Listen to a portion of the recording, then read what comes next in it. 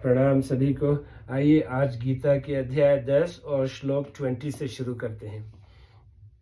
संबंध, विभूतियां और योग, इन दोनों में से पहले भगवान 20वें श्लोक से 39वें श्लोक तक अपनी 82 विभूतियों का वर्णन करते हैं। अहमात्मा गुणाकेश सर्वभूता भूताशय स्थित अहमादिष्वच मध्य च भूतानामंत एव च।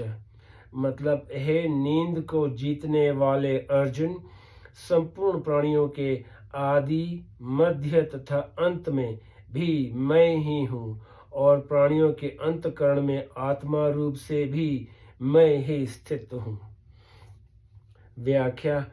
भगवान का चिंतन दो तरह से होता है। एक, साधक अपना जो इष्ट मानता है उसके सिवाय दूसरा कोई भी चिंतन न हो। कभी हो भी जाए तो मन को वहां से हटाकर अपने इष्ट देव के चिंतन में ही लगा दे। और दो, मन में सांसारिक विशेषता को लेकर चिंतन हो तो उस विशेषता को भगवान की ही विशेषता समझे। इस दूसरे चिंतन के लिए ही यहाँ विभूतियों का वर्णन है। तात्पर्य यह है कि किसी विशेषता को लेकर जहाँ कहीं वृत्ति जाए वहाँ भगवान का ही चिंतन होना चाहिए, उस वस्तु व्यक्ति का नहीं। इसी के लिए भगवान विभूतियों का वर्णन कर रहे हैं।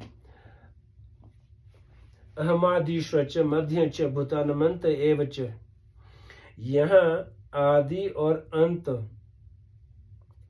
शब्द का प्रयोग पुल्लिंग में और मध्यम शब्द का प्रयोग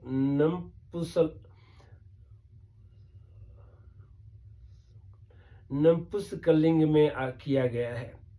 इसका तात्पर्य है कि आदि में अकेले परम पुरुष भगवान रहते हैं। अहमादिर्हि देवाना महर्षिणां च सर्वश। गीता। और अंत में भी अकेले परम पुरुष भगवान रहते हैं। शिष्यते शेष संज्ञ श्रीमद्भाग। इसीलिए भगवान ने आदि और अंत शब्द का प्रयोग पुल्लिंग में किया है, परंतु मध्य में अर्थात सृष्टि के समय पुल्लिंग, स्त्रीलिंग और नपुंसकलिंग तीनों लिंगों वाले व्यक्ति, वस्तु, पदार्थ, क्रिया, भाव आदि रहते हैं। अतः इन तीनों लिंगों नपुंसकलिंग ही शेष रहता है, अर्थात नपुंसकलिंग के अंतर्गत ही तीनों लिंग आ जाते हैं। इसीलिए भगवान ने यहाँ और आगे 32वें श्लोक में भी मध्य शब्द का प्रयोग नपुंसकलिंग में किया है। यहाँ भगवान ने अपनी संपूर्ण विभूतियों का सार कहा है कि संपूर्ण प्राणियों के आदि, मध्य और अंत में मैं ही हूँ। यहाँ नियम है कि जो वस्तु उत्पत्ति विनाशशील होती है, उसके आरंभ और अंत में जो तत्व रहता है, वही तत्व उसके मध्य में भी रहता है, चाहे दिखे या ना दिखे। अर्थात जो वस्तु जिस तत्व से उत्पन्न होती है और जिसमें लीन होती है, उस वस्तु के आदि, मध्य और अंत में, मतलब सब समय में वही तत्व रहता है। जैसे सोने से बने गहने पहले सोना रूप होते हैं और अंत में गहनों के सोने में लीन होने पर सोना रूप ही रहते हैं, और तथा बीच में भी सोना रूप ही रहते हैं। केवल नाम, आकृति, उपयोग, माप, तौल आदि अलग अलग होते हैं, और इनके अलग अलग होते हुए भी गहने सोना ही रहते हैं। ऐसे ही संपूर्ण प्राणी आदि में भी परमात्मा स्वरूप थे और अंत में लीन होने पर भी परमात्मा स्वरूप रहेंगे, तथा मध्य में भी नाम, रूप, आकृति, क्रिया, स्वभाव आदि अलग अलग होने पर भी तत्वतः परमात्मा स्वरूप ही है। यह बताने के लिए ही यहाँ भगवान ने अपने को संपूर्ण प्राणियों के आदि, मध्य और अंत में कहा है। भगवान ने विभूतियों के इस प्रकरण में आदि, मध्य और अंत तीन जगह सार रूप से अपनी विभूतियों का वर्णन किया है। पहले इस 20वें श्लोक में भगवान ने कहा कि संपूर्ण प्राणियों के आदि, मध्य और अंत में मैं ही हूँ। बीच के 32वें श्लोक में कहा है कि संपूर्ण सर्गों के आदि, मध्य और अंत में मैं ही हूँ। और अंत के 39वें श्लोक में कहा है कि संपूर्ण प्राणियों का जो बीज है वह मैं ही हूँ, क्योंकि मेरे बिना कोई भी चर अचर प्राणी नहीं है। चिंतन करने के लिए ही यही विभूतियों का सार है। तात्पर्य यह है कि किसी विशेषता आदि को लेकर जो विभूतियां कही गई हैं, उन विभूतियों के अतिरिक्त भी जो कुछ दिखाई दे वह भी भगवान की ही विभूति है। यह बताने के लिए भगवान ने अपने को संपूर्ण चराचर प्राणियों के आदि, मध्य तथा अंत में विद्यमान कहा है। तत्व से सब कुछ परमात्मा ही है। वासुदेव सर्वम, इस लक्ष्य को बताने के लिए ही यहाँ विभूतियां कही गई हैं। इस 20वें श्लोक में भगवान ने प्राणियों में जो आत्मा है, जीवों का जो स्वरूप है, उसको अपनी विभूति बताया है। फिर 32वें श्लोक में भगवान ने सृष्टि रूप से अपनी विभूति बताई कि जो जड़ चेतन स्थावर जंगम सृष्टि है, उसके आदि में मैं एक ही बहुत रूपों में हो जाऊं। बहुस्यां प्रजाये यति छांदयोग्य, ऐसा संकल्प करता हूँ और अंत में मैं ही शेष रहता हूँ। शिष्यते शेष संज्ञ श्रीमद्भाव, तथा बीच में भी सब कुछ मैं ही हूँ। वासुदेव सर्वम गीता, सद्य सच्चा हम अर्जुन गीता, क्योंकि जो तत्व आदि और अंत में होता है वही तत्व बीच में भी होता है। अंत में 39वें श्लोक में भगवान ने बीज मतलब कारण रूप से अपनी विभूति बताई कि मैं ही सबका बीज हूँ, मेरे बिना कोई भी प्राणी नहीं है। इस प्रकार इन 3 श्लोकों में मुख्य विभूतियां बताई गई हैं और अन्य श्लोकों में जो समुदाय में मुख्य हैं, जिनका समुदाय पर आधिपत्य है, जिनमें कोई विशेषता है, उनको लेकर विभूतियां बताई गई हैं। परंतु साधक को चाहिए कि वह इन विभूतियों की महत्ता, विशेषता, सुंदरता, आधिपत्य आदि की तरफ ख्याल न करे। प्रत्युत ये सब विभूतियां भगवान से ही प्रकट होती हैं।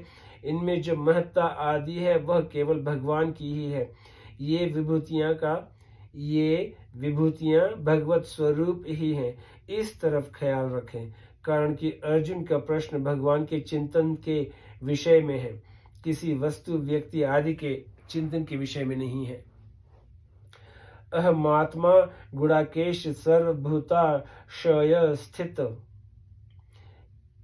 साधक इन विभूतियों का उपयोग कैसे करे, इसे बताते हैं कि साधक की दृष्टि प्राणियों की तरफ चली जाए तथा वह सब प्राणियों में आत्मा रूप से भगवान ही है, इस तरह भगवान का चिंतन करे।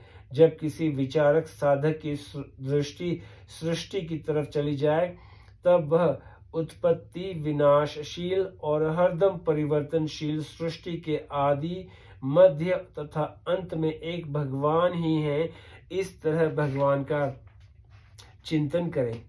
कोई कभी प्राणियों के मूल की तरफ उसकी दृष्टि चली जाए, तब वह बीज रूप से भगवान ही है। भगवान के बिना कोई भी चर अचर प्राणी नहीं है और हो सकता भी नहीं। इस तरह भगवान का चिंतन करें।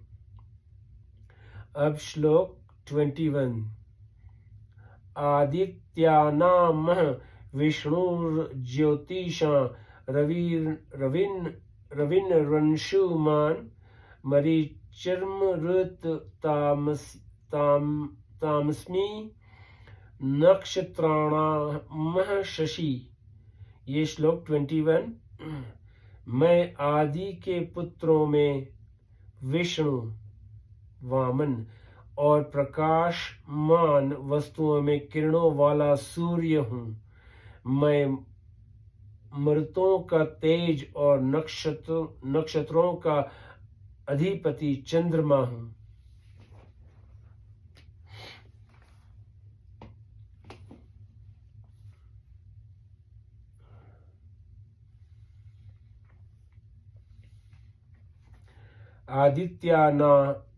आदित्यानामः विष्णुर्ज्योतिषा रविरंशुमान्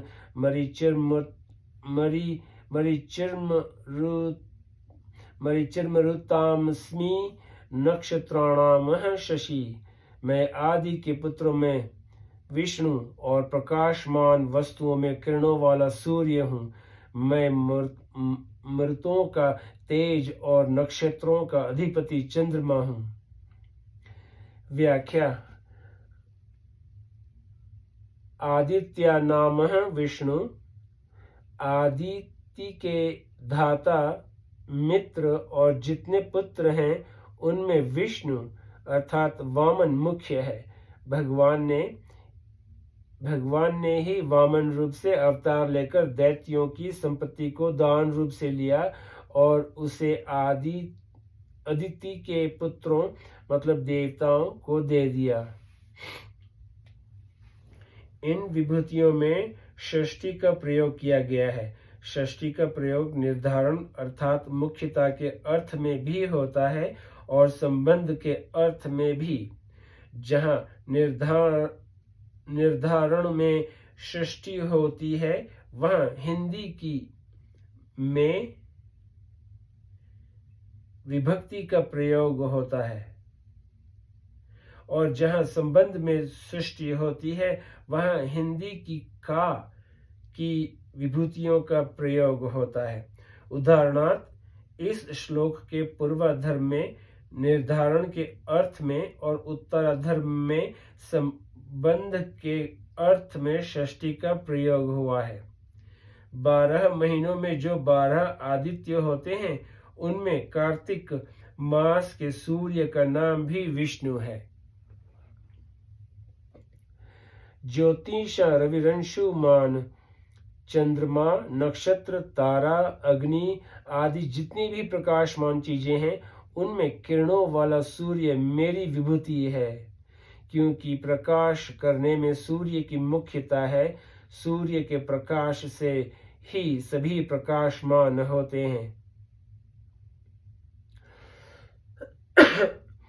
मरीचिर्मरुतामस्मि